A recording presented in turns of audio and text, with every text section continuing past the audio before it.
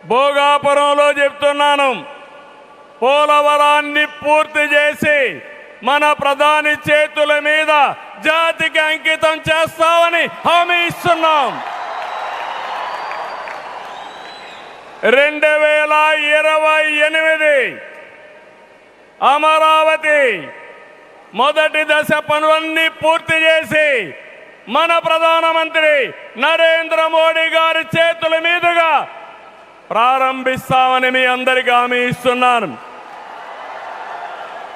దీనికి మనందరం థ్యాంక్స్ చెప్పాలనా లేదా అని అడుగుతున్నా. చెప్పాలనా లేదా అని అడుగుతున్నా. థ్యాంక్ యూ,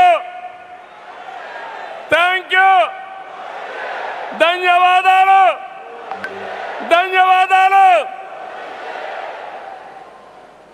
ఏఎస్ఆర్ ఎయిర్పోర్టు 2703 ఎకరాలు, 5641 కోట్ల రూపాయలు అద్భుతంగా వచ్చింది.